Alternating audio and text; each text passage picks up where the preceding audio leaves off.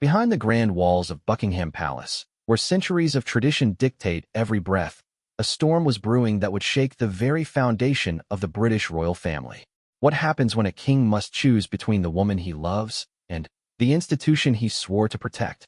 When family loyalty clashes with royal duty and private tears fall in public halls. This is the untold story of how King Charles III made a decision that would forever change his marriage to Queen Camilla, leaving her broken and isolated while the world watched. It's a tale of power, sacrifice, and the devastating price of wearing the crown, where even love must bow to the weight of history. In the gilded corridors where whispers carry more power than screams, one woman's heartbreak would echo through the monarchy, proving that even queens can be brought to their knees by the very system they helped to build. The morning sun cast long shadows across the manicured gardens of Clarence House as Queen Camilla adjusted her pearl necklace for the third time. She stood before the ornate mirror in her private dressing room, her reflection showing a woman who had spent decades learning to navigate the treacherous waters of royal protocol. Today felt different, though she couldn't quite place why. The air seemed heavier, charged with intention that made her fingers tremble slightly as she reached for her favorite brooch. Downstairs in his study, King Charles III sat behind his mahogany desk, surrounded by towers of red boxes containing state papers that demanded his attention. But his mind wasn't on matters of state. Instead, he stared at a leather-bound folder that had arrived that morning, delivered personally by his private secretary with an expression that spoke volumes about its contents. The folder bore the royal seal, but what lay inside would challenge everything Charles had built with Camilla over their long and complicated journey to the throne. The relationship between Charles and Camilla had always been a subject of intense scrutiny. From their early romance in the 1970s, through his marriage to Diana, to their eventual union in 2005, their love story had been written in the headlines of tabloids and the whispered conversations of palace staff. When Charles ascended to the throne, Camilla had finally achieved what many thought impossible. She became queen consort, standing beside the man she had loved for over 50 years. But with the crown came responsibilities that extended far beyond personal happiness. Charles understood this better than anyone. His mother, Queen Elizabeth II, had spent 70 years demonstrating that duty must always come before desire.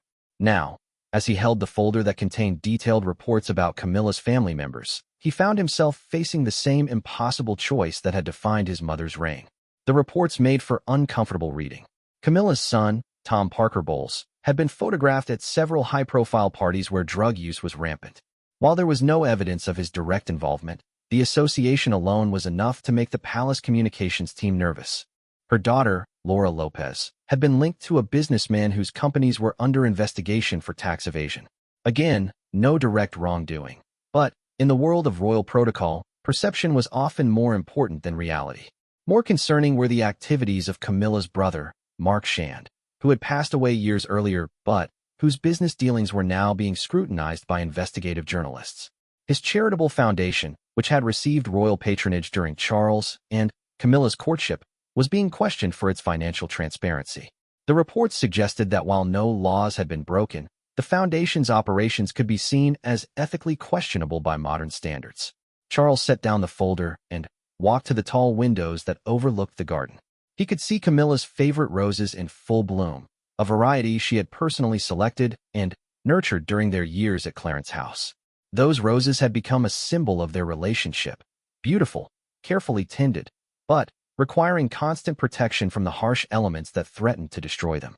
The pressure was coming from multiple directions. Parliament had begun asking questions about royal associations following a series of scandals involving other European monarchies. The Prime Minister had privately suggested that the royal family needed to demonstrate an even higher standard of conduct, given the challenging economic climate and growing Republican sentiment in some quarters. Most significantly, the Archbishop of Canterbury had requested a private meeting to discuss what he termed the moral expectations of the modern monarchy. Charles knew that his advisors were waiting for a decision. Sir Clive Alderton, his private secretary, had made it clear that something needed to be done to distance the crown from any potential controversy. The man who had served the royal household for over 2 decades had never been one for dramatic statements, but his words that morning had been unambiguous. "Your Majesty, we must consider all options to protect the institution." The options being discussed in hushed tones throughout the palace were becoming increasingly clear. Camilla's family would need to be gradually distanced from official royal functions. Her children and extended relatives would no longer receive invitations to state dinners or formal ceremonies. The charitable organizations they supported would lose their royal patronage. In essence, while Camilla herself remained queen, her family would be systematically excluded from the royal orbit. As Charles contemplated this course of action, he thought about the woman upstairs who had stood by him through decades of public criticism and private doubt. Camilla had endured death threats, constant media harassment, and the challenge of following one of the most beloved figures in modern history. She had transformed herself from a private citizen into a working royal, taking on hundreds of engagements each year and supporting causes close to her heart with genuine passion and commitment. The irony wasn't lost on him. The same institution that had once rejected Camilla as unsuitable was now demanding that she sacrifice her family relationships to maintain its pristine image.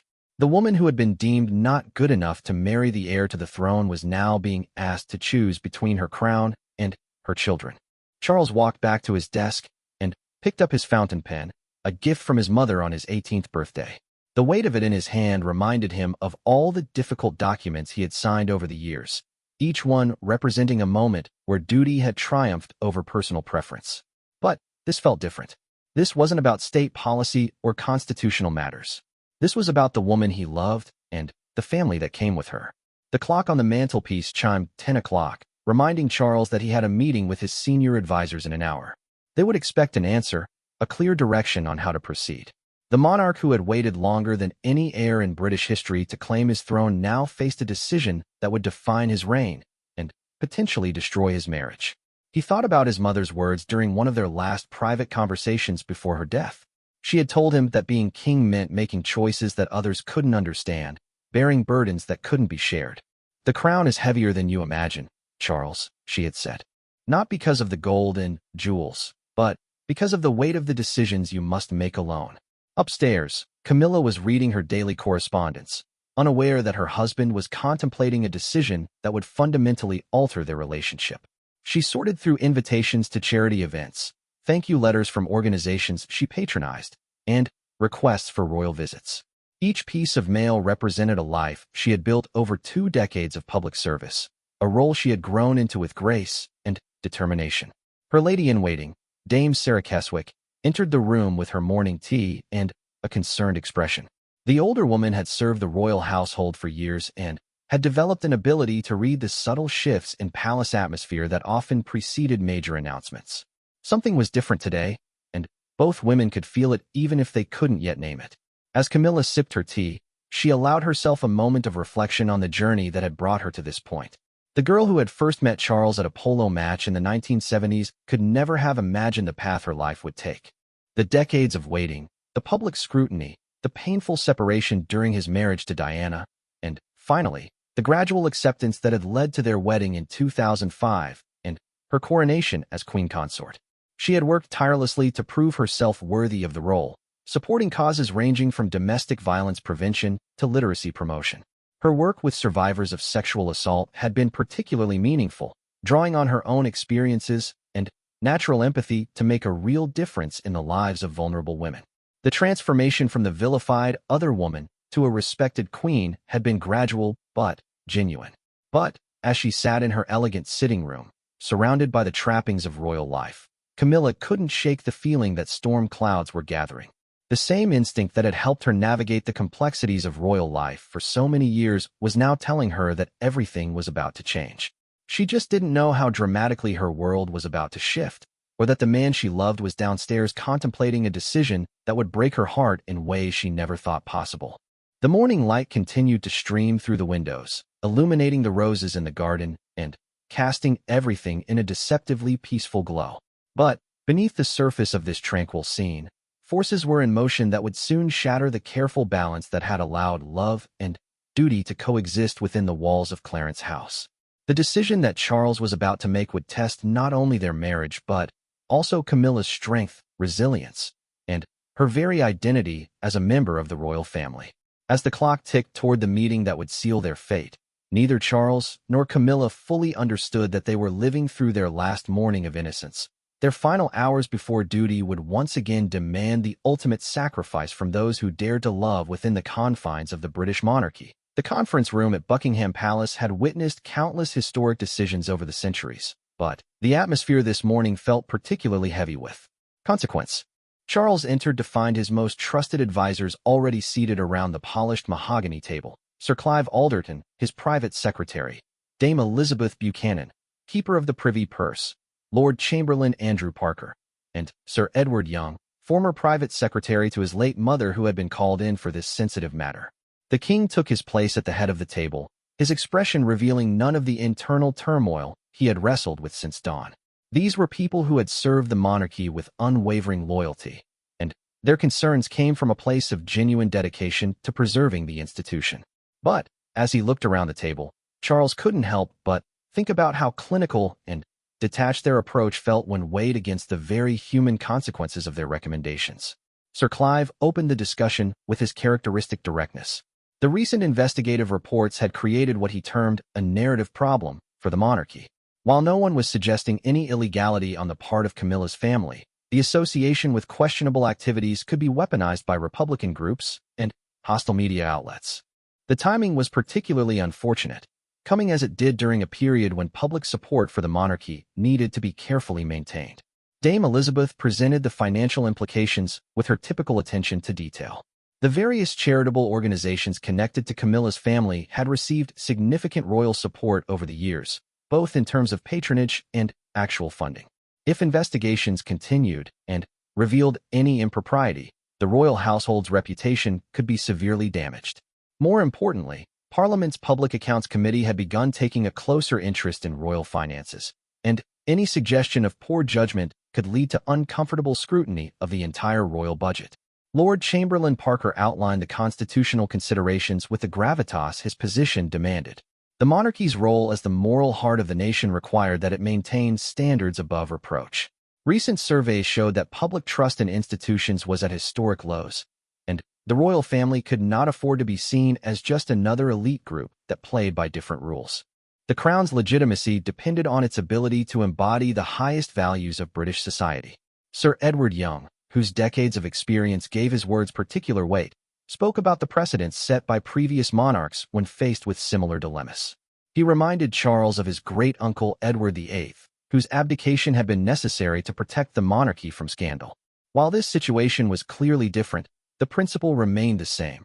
Personal relationships could never be allowed to compromise the institution.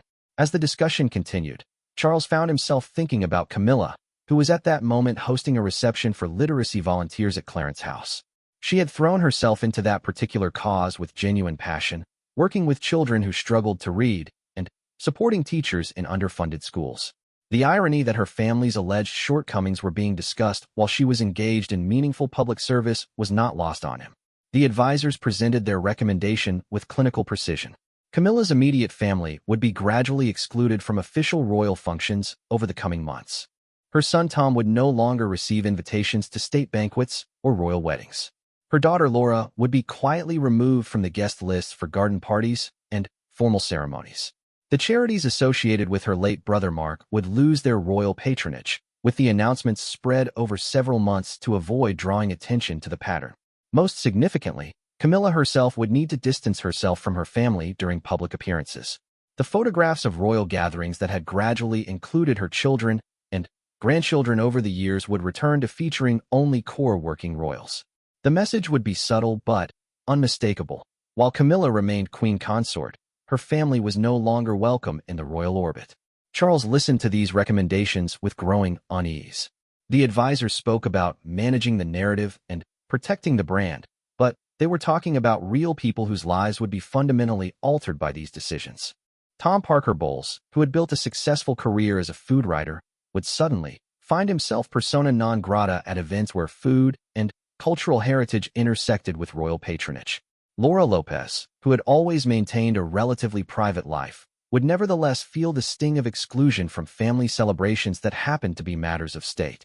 The discussion turned to implementation strategy, and Sir Clive outlined a timeline that would see the exclusions begin immediately with smaller events before progressing to more significant occasions.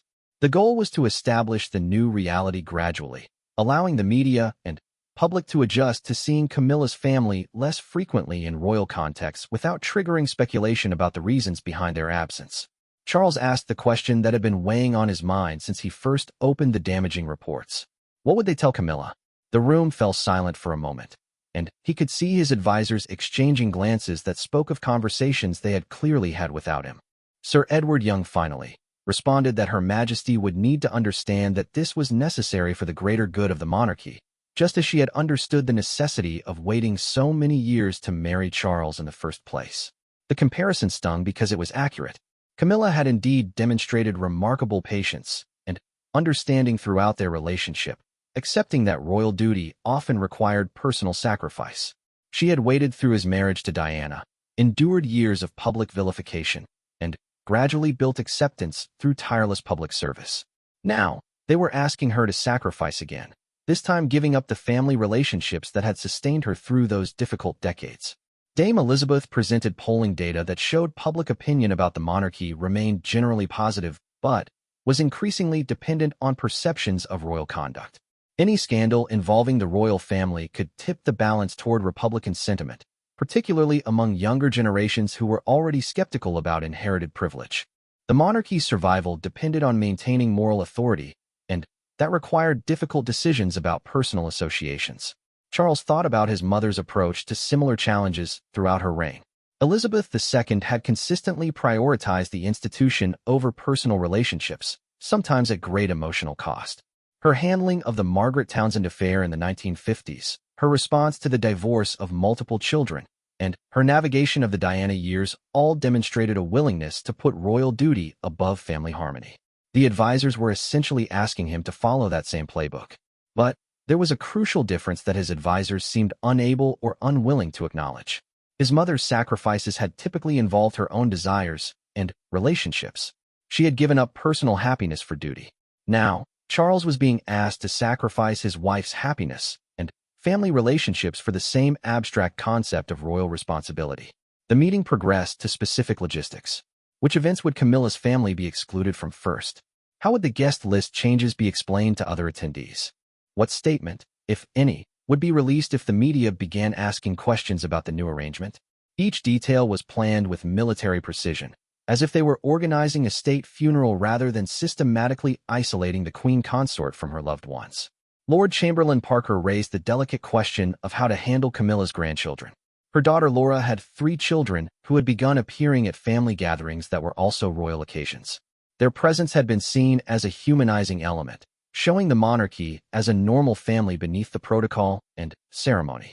Now, even these young people would be excluded from occasions where they might be photographed or identified as the Queen's family members. Charles felt a surge of anger at the coldness of the discussion. These weren't political problems to be managed or public relations challenges to be solved. They were children who would suddenly find themselves unwelcome at their step-grandfather's official celebrations. They would grow up knowing that their family connection to the crown was something to be hidden rather than celebrated. Sir Clive presented the final element of the plan.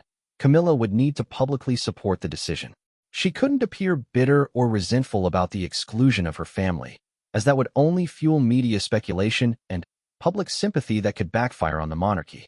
Instead, she would need to demonstrate the same gracious acceptance of duty that had characterized her transformation from private citizen to queen consort. The advisors wrapped up their presentation with polling projections showing how the exclusion strategy could actually boost public approval for the monarchy by demonstrating that even the royal family wasn't above accountability. The numbers were compelling, showing potential increases in support across multiple demographic groups if the policy was implemented correctly. As the meeting concluded, Charles realized that his advisors had presented him with what they considered a perfect solution. The monarchy would be protected from potential scandal. Public opinion would be satisfied by the demonstration of royal accountability, and the media narrative could be carefully controlled to emphasize duty and responsibility over personal relationships. But sitting in that room, surrounded by charts and polling data and implementation timelines, Charles understood that they were asking him to break the heart of the woman who had stood by him for over 50 years. They were asking him to tell Camilla that her family wasn't good enough for the monarchy she had spent decades serving. They were asking him to choose between the crown and the person who had made wearing that crown bearable. The king thanked his advisors for their counsel, and dismissed them with the promise that he would consider their recommendations carefully. As they filed out of the room, each offering reassuring words about the necessity and wisdom of their proposed course of action, Charles remained seated at the table, staring at the folder of reports that had started this entire nightmare. Outside the conference room windows, London continued its daily rhythm, unaware that decisions were being made that would reshape the royal family. Tourists gathered outside the palace gates, hoping for a glimpse of the king and queen they had come to see as a love story triumphing over adversity. Little did they know that the fairy tale they believed in was about to take a much darker turn. Charles stood and walked to the window, looking down at the crowds below. These were the people his advisors claimed to be protecting through their recommended actions. But as he watched them waving flags and taking photographs, he wondered if they would support the monarchy more or less if they knew the human cost of maintaining its pristine image. The decision that lay before him would define not only his reign but also his character as a man and husband. In a few hours, he would need to return to Clarence House and face Camilla, knowing that he held the power to either protect their relationship or sacrifice it on the altar of royal duty. The weight of the crown had never felt heavier than it did in that moment, as Charles prepared to discover whether love or duty would ultimately claim victory in the battle for his soul. The afternoon sun cast a warm glow through the windows of Clarence House as Camilla returned from her literacy event, her cheeks still flushed with the satisfaction that came from meaningful public service. She had spent the morning with a group of 7-year-olds who had just learned to read their first complete sentences, and their joy had been infectious. The thank you drawings they had given her were clutched carefully in her hand, destined for the special album she kept of gifts from children. Charles was waiting for her in the drawing room, standing with his back to the door as he gazed out at the garden they had cultivated together over the years. Something in his posture immediately told Camilla that all was not well. After decades of knowing this man, she had learned to read the subtle signs of his moods, the set of his shoulders when he was troubled, the way he held his hands when facing difficult decisions. She set down her handbag and the children's drawings on the side table, her movements careful and deliberate as she processed the atmosphere in the room. The silence stretched between them, heavy with unspoken words and the weight of whatever news Charles was struggling to deliver. When he finally turned to face her, Camilla saw something in his eyes that she had hoped never to see again, the same look of resignation and pain that had characterized their years of separation.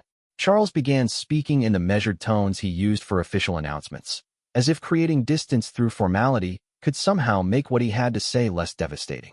He told her about the reports, the concerns of his advisors, and the recommendations that had emerged from the morning's meeting. Each word landed like a physical blow, and Camilla found herself gripping the back of a chair for support as the full implications became clear. Her family was to be systematically excluded from royal life. Her children, who had finally found their place within the extended royal family after years of careful integration, would be quietly removed from guest lists and official photographs.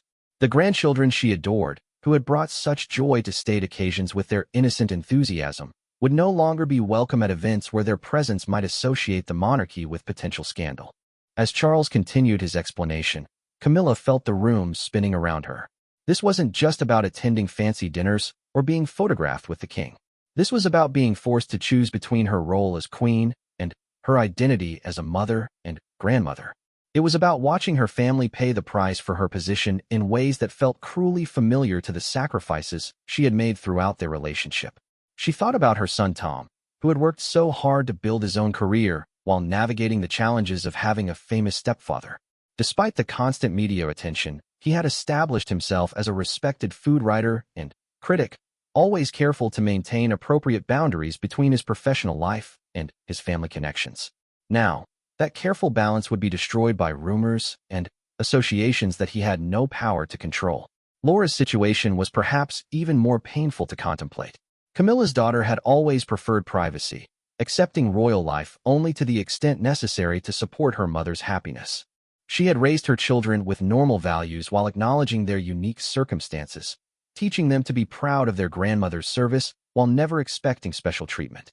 The idea that these efforts would be rewarded with exclusion and suspicion felt like a betrayal of everything they had worked to build.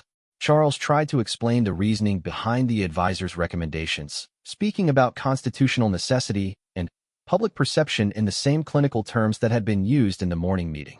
But, as Camilla listened to the man she loved justify the destruction of her family relationships, she felt a coldness settling in her chest that had nothing to do with the temperature in the room.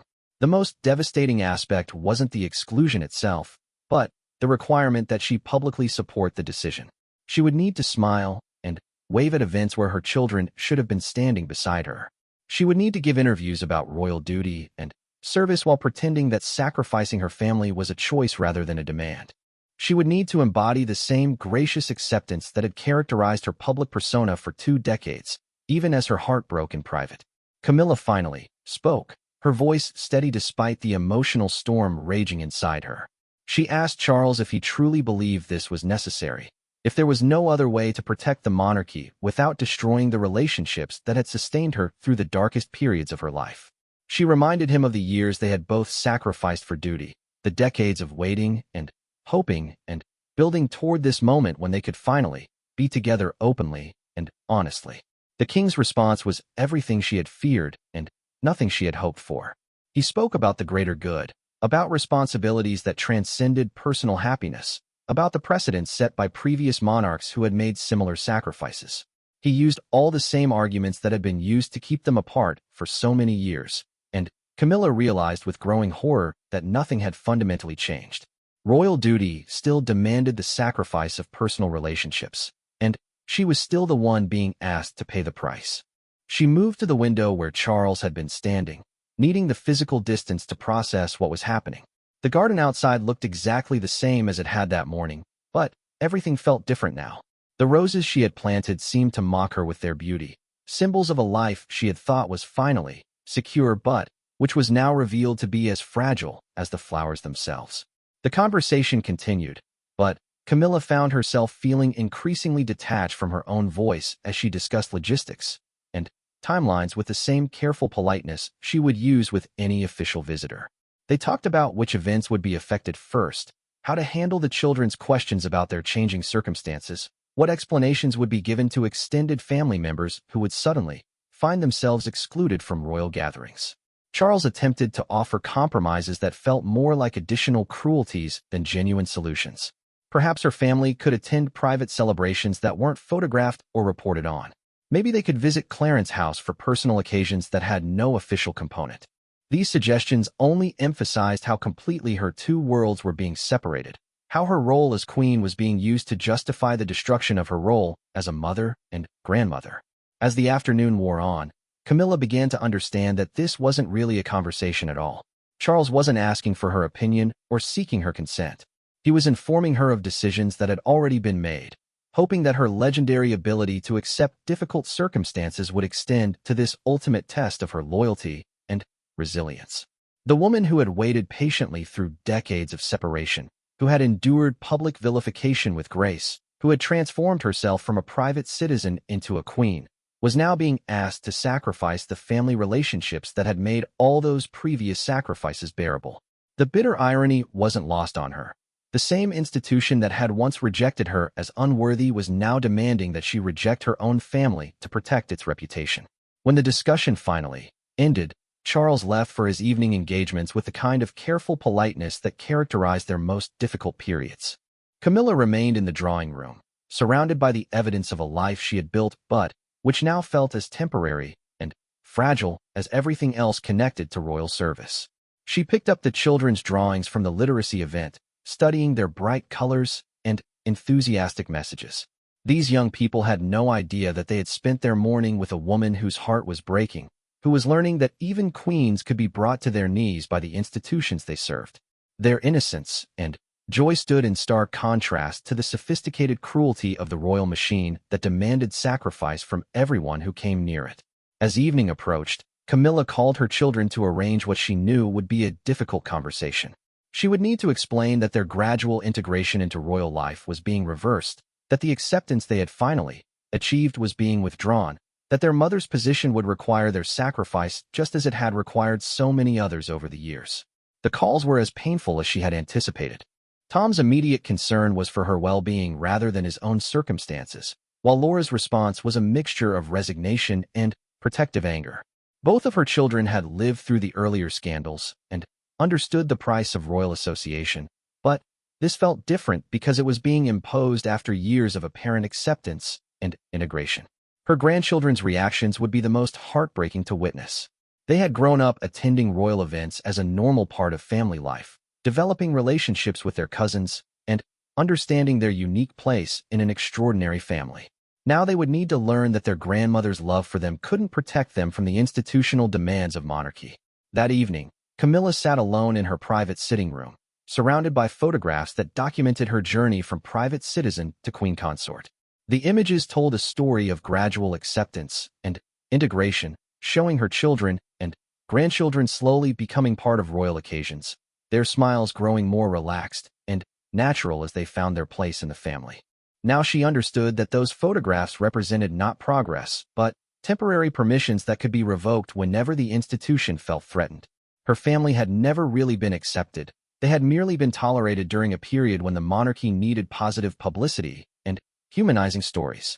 As night fell over London, Queen Camilla prepared for what she knew would be the most difficult period of her royal service. She would need to find the strength to smile at events where her children should have been standing beside her, to speak about family values while her own family was systematically excluded, to embody the grace and duty that the monarchy demanded even as it broke her heart.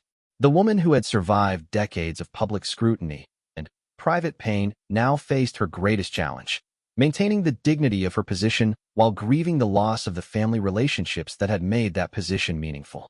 In the quiet of her room, with only the ticking of the antique clock for company, Camilla began to understand that wearing the crown would cost her everything she had hoped it would protect. The first test of the new arrangement came sooner than anyone had anticipated.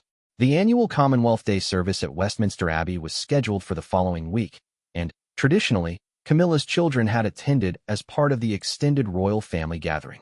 This year, their names were quietly removed from the guest list, with no explanation offered to the family or the media. Camilla discovered the change while reviewing the service program with her private secretary, Lady Sarah Keswick, who had been informed of the new protocol that morning. The older woman's discomfort was evident as she explained that the guest list had been streamlined to focus on working members of the royal family. The euphemistic language couldn't disguise the reality that Camilla's family was being systematically erased from official royal life. The queen consort's reaction was carefully controlled, her decades of training in royal composure preventing any outward display of the pain she felt. But Lady Sarah, who had worked closely with Camilla for years, could see the subtle signs of distress in the tightening around her eyes and the slight tremor in her hands as she set down the program. The woman who had faced down hostile crowds and aggressive photographers was struggling to maintain her composure in the face of this institutional cruelty. Preparations for the Commonwealth service continued with military precision, but the atmosphere at Clarence House had changed dramatically. Staff members moved with unusual caution, sensing the tension that permeated every interaction between the king and queen. Meals were eaten in polite silence, conversations focused strictly on official business, and the easy intimacy that had characterized their private moments together seemed to have evaporated overnight. Charles threw himself into his royal duties with renewed intensity, as if staying busy could somehow justify the decisions he had been forced to make. His schedule became packed with engagements that kept him away from Clarence House for most of each day, reducing the opportunities for awkward conversations or painful silences. When he was home, he retreated to his study, emerging only for essential interactions that were conducted with painful politeness. The changes weren't limited to family events. Camilla's charitable work, which had become a central part of her royal identity, was also being affected by the new protocol.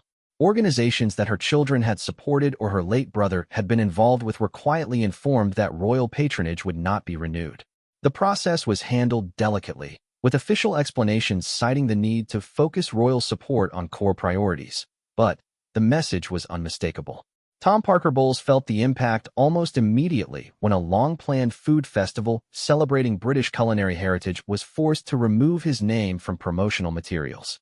His participation had been seen as adding royal glamour to the event, but now his association with the crown was seen as a liability rather than an asset. The festival organizers were sympathetic but firm. They couldn't risk any controversy that might affect their relationship with other royal patrons. Laura Lopez experienced similar exclusions from events where her previous attendance had been welcomed and celebrated. Art gallery openings, charity auctions, and Cultural celebrations that had once included her as a matter of course now proceeded without any acknowledgement of her existence. The gradual nature of these exclusions was perhaps more painful than an outright banishment would have been, as each missed invitation served as a fresh reminder of her family's changed status. The impact on Camilla's grandchildren was particularly devastating. They had grown up attending family celebrations that happened to be matters of state, developing relationships with their royal cousins, and understanding their unique position in an extraordinary family. Now they were faced with the bewildering reality that their grandmother's love couldn't protect them from institutional demands they were too young to fully understand. 8-year-old Gus Lopez, Laura's youngest son, asked his mother why he couldn't attend the Easter service at Windsor Castle like he had the previous year. Laura struggled to explain the situation in terms a child could understand without either lying or causing additional pain. How do you tell a young boy that his grandmother's position requires him to be invisible, that his very existence is now seen as a potential embarrassment to the institution his family serves? The media began to notice the changes, though slowly and without immediately understanding their significance. Royal correspondents who had become accustomed to seeing Camilla's family at major events started asking questions about their absence. Palace communications staff responded with carefully crafted non-answers about scheduling conflicts and personal commitments, but experienced journalists sensed a story developing beneath the surface. Dame Sarah Vine, writing in the Daily Mail, was among the first to comment publicly on what she described as the curious disappearance of the Queen Consort's family from recent royal events. Her column didn't directly accuse the palace of implementing a deliberate exclusion policy, but it raised questions that other media outlets began to pursue with increasing interest. The pressure of maintaining a normal public facade while dealing with such private turmoil began to take its toll on Camilla's health. She had always been remarkably resilient, drawing strength from her family relationships and her sense of purpose in royal service. Now, with those support systems systematically dismantled, she found herself struggling with exhaustion, loss of appetite, and sleepless nights spent worrying about her children and grandchildren. Her public appearances during this period became exercises in pure professionalism. At a reception for literacy volunteers, she spoke passionately about the importance of family support in helping children develop reading skills, her voice never wavering despite the irony of advocating for family values while her own family was being systematically excluded from her life.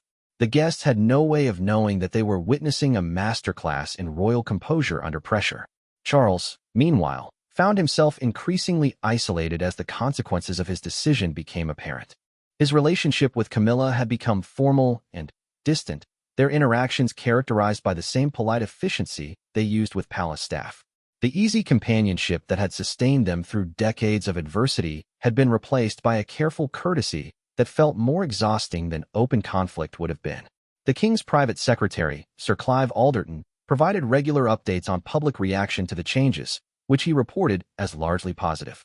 Polling data suggested that the monarchy's reputation for accountability and high standards was being enhanced by what was perceived as appropriate distance from potential controversy. The numbers supported the advisor's strategy, but Charles found little comfort in statistical validation of decisions that were destroying his personal happiness. Prince William and Catherine became increasingly concerned about the atmosphere they witnessed during family gatherings.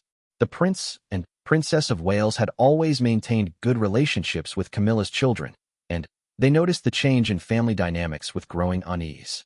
William, in particular, struggled with the parallel between his stepmother's current situation and his own memories of his mother's exclusion from royal events during her difficult final years. The breaking point came during a private dinner at Windsor Castle, intended to be an intimate gathering for senior royals to discuss upcoming engagements. Camilla arrived alone, as had become her new norm, while other family members were accompanied by their children and spouses. The visual reminder of her isolation was stark and uncomfortable, creating an atmosphere of tension that affected everyone present. During the meal, conversation turned to the upcoming summer garden parties, and Princess Anne mentioned the logistical challenges of accommodating extended family members at outdoor events. The comment wasn't directed at Camilla's situation, but the timing made it feel like an unintentional reference to her children's exclusion. The silence that followed was deafening, and even Princess Anne, known for her direct communication style, seemed to realize that she had inadvertently touched on a sensitive subject. Camilla excused herself early from the dinner, citing fatigue and a busy schedule the following day. But, as she walked through the corridors of Windsor Castle, surrounded by portraits of monarchs who had faced their own impossible choices, she felt the full weight of her situation crushing down upon her. The woman who had waited 50 years to achieve her position was now discovering that victory could feel remarkably similar to defeat. That night, alone in her rooms at Windsor, Camilla finally allowed herself to fully process the grief she had been carefully controlling for weeks. The tears came in waves, carrying with them not just sadness but rage at the institution that demanded such sacrifices, frustration with the husband who had chosen duty over their relationship, and despair at the realization that her royal service would require the destruction of everything that had made her who she was. She thought about the young woman she had been when she first met Charles, full of hope and love and certainty that their connection could overcome any obstacle. That woman could never have imagined that achieving her dreams would require such a devastating price, or that wearing the crown would feel so much like wearing chains. As the night wore on, Camilla began to understand that she faced a choice that mirrored the one Charles had been forced to make weeks earlier. She could continue to play her role as the gracious queen consort, smiling and waving while her heart broke in private. Or she could finally rebel against an institution that had taken everything from her while demanding gratitude for the privilege of service. The decision that lay before her would determine not only her own future, but also the future of a monarchy that had survived for over 1,000 years by demanding the ultimate sacrifice from those who served it. In the quiet darkness of her room, surrounded by the weight of history and tradition, Queen Camilla prepared to make a choice that would shock the world and change the British royal family forever. The morning of the trooping the color ceremony dawned gray and overcast, as if the weather itself was reflecting the somber mood that had settled over the royal household. This annual celebration of the monarch's birthday was one of the most important events in the royal calendar, watched by millions around the world and attended by hundreds of dignitaries and family members. It would also mark the most public test yet of Camilla's ability to maintain her composure while her family remained conspicuously absent. Camilla stood before her dressing room mirror, adjusting the diamond and sapphire brooch that had belonged to Queen Elizabeth II. The weight of the jewelry felt heavier than usual, each precious stone a reminder of the institutional pressures that had brought her to this moment. Her lady-in-waiting, Dame Sarah Keswick, moved quietly around the room, making final adjustments to the queen consort's outfit with the careful efficiency that had characterized their working relationship for years. But this morning was different. Dame Sarah had served the royal household long enough to recognize when the careful balance that sustained royal life was beginning to crack. She had watched Camilla transform from a nervous newcomer into a confident queen consort, but the woman she saw in the mirror today seemed to be carrying a burden that was finally becoming too heavy to bear. The drive to Horse Guards Parade was conducted in the same ceremonial splendor that had marked royal processions for centuries. Camilla sat beside Charles in the glass state coach, waving to the crowds that lined the route with the practiced smile that had become second nature over 2 decades of public service. But behind her composed exterior, she was conducting what felt like a final internal battle between duty and desperation. As they approached Horse Guards Parade, Camilla could see the reviewing stands filling with the extended royal family, foreign dignitaries, and military officials who made this event a celebration of British tradition and continuity. In previous years, her children would have been visible among the attendees, their presence a source of quiet pride, and a reminder that her royal service hadn't required the complete sacrifice of her maternal identity. This year, the absence felt like a physical wound. Tom Parker Bowles, who had always particularly enjoyed the military precision of the ceremony, was spending the day at his home in London, carefully avoiding any activity that might draw media attention to his exclusion. Laura Lopez had taken her children to their country house, removing them from London entirely to avoid painful questions about why they weren't attending their grandmother's important day. The ceremony proceeded with its usual flawless choreography. The king received the salute from his troops, the band played with stirring precision, and the crowd cheered with genuine enthusiasm for a tradition that connected them to centuries of British history. But for Camilla, sitting in the royal box and watching her husband in his role as king, the pageantry felt hollow and performative in ways it never had before. During the military display, as hundreds of guardsmen executed their precise maneuvers under the watchful eyes of thousands of spectators, Camilla found herself thinking about the children she had taught to read that week at a London primary school. Their faces, bright with the joy of discovery and unencumbered by institutional expectations, represented everything that felt genuine and meaningful about her royal service. The contrast between those children's innocent enthusiasm and the calculated exclusion of her own grandchildren from this family celebration felt suddenly unbearable. These were young people who had done nothing wrong except exist within a family structure that the monarchy now found inconvenient. Their punishment for loving their grandmother was to be rendered invisible by the institution she served. As the ceremony moved toward its climax, with the traditional RAF flypast approaching, Camilla made a decision that would shock everyone present and watching around the world. She had spent weeks trying to find a way to reconcile her role as queen consort with her identity as a mother and grandmother. But, sitting in that reviewing stand, she finally understood that the institution would never allow such a reconciliation. When the royal family gathered on the balcony of Buckingham Palace for the traditional finale, Camilla took her designated position beside Charles with the same grace that had characterized every public appearance of her royal career. The crowd below cheered with genuine warmth, seeing in their king and queen a love story that had triumphed over decades of adversity and public scrutiny. But, as the RAF aircraft approached for their ceremonial flypast, something unprecedented happened. Instead of maintaining her position and waving to the crowds as protocol demanded, Camilla stepped back from the balcony's edge and began to visibly falter. The composure that had sustained her through 20 years of royal service finally cracked under the weight of institutional pressure and personal loss. The moment was captured by dozens of cameras as Queen Camilla, standing before the assembled crowds and, with millions watching on television, allowed her carefully controlled facade to collapse entirely. Tears began streaming down her face as the emotional toll of the past weeks finally overwhelmed her legendary ability to maintain royal composure under any circumstances. Charles immediately moved toward his wife, his own shock evident as he witnessed the public breakdown of the woman who had been his steadiest supporter through every challenge of his reign.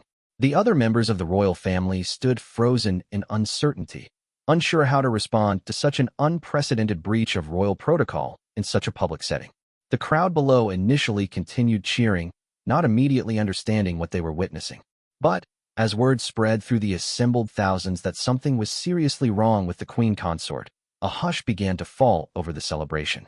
The joy and pageantry of the moment transformed into confusion and concern as people struggled to comprehend what they were seeing. Palace guards, trained to handle every conceivable security threat, found themselves facing a situation for which no protocol existed. How do you protect the monarchy when the threat comes from the emotional collapse of one of its most important members? Sir Clive Alderton, watching from a private viewing area, understood immediately that they were witnessing a crisis that would reshape public perception of the royal family. Camilla's breakdown continued for what felt like hours, but was actually only a few minutes. In that brief span of time, she released weeks of carefully controlled grief, frustration, and despair.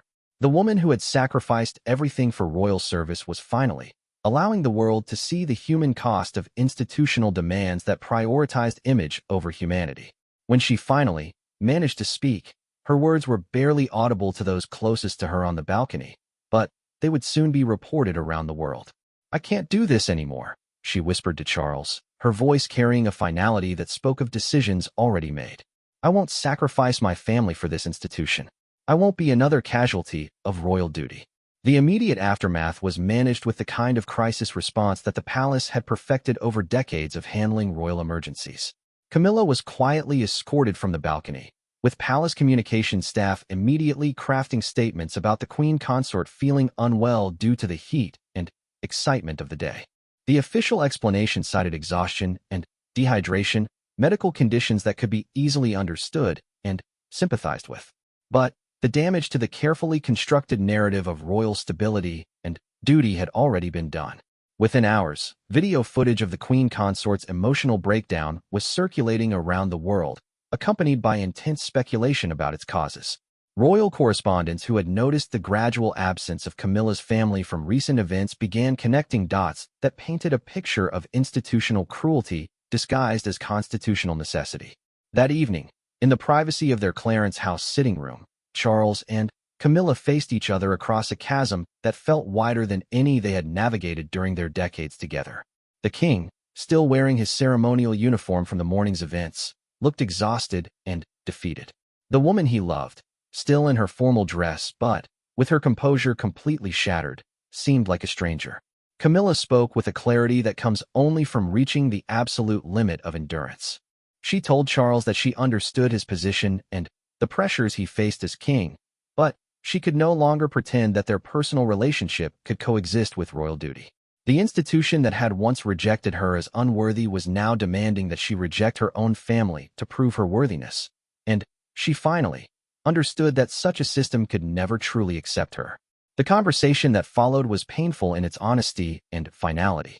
Charles tried to explain the constitutional necessities that had driven his decision, the advice of counselors who understood the monarchy's survival needs, the precedents set by previous monarchs who had made similar sacrifices.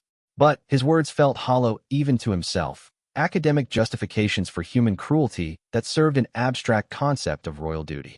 Camilla listened with the patience she had shown throughout their relationship, but when Charles finished his explanations, her response carried the weight of accumulated grief and disappointed hope. She told him that she had spent 50 years believing that love could triumph over institutional pressure, that their story proved the possibility of happiness within the constraints of royal life. Now she understood that the institution would always demand more sacrifices, that there would never be enough suffering to satisfy its appetite for duty over humanity. As the evening progressed, they discussed practical arrangements with the same careful politeness they had used during their most difficult separations. Camilla would maintain her public role as queen consort for as long as necessary to ensure a smooth transition, but their private relationship was effectively over. She could no longer live with a man who had chosen institutional loyalty over their marriage, and he could no longer ask her to sacrifice anything more for an institution that had already taken everything meaningful from their life together. The woman who had waited decades to become queen was now preparing to discover what it meant to be a queen in exile from her own life, serving an institution that had broken her heart while demanding gratitude for the privilege. The love story that had captivated the world was ending not with divorce or scandal, but with the quiet death of hope under the weight of royal duty. Outside the windows of Clarence House, London continued its evening rhythms, unaware that the royal marriage had just become another casualty of a monarchy that survived by consuming the happiness of those who served it. The fairy tale was over, replaced by the harsh reality that in the modern world, even queens could be broken by the weight of crowns they had dreamed of wearing.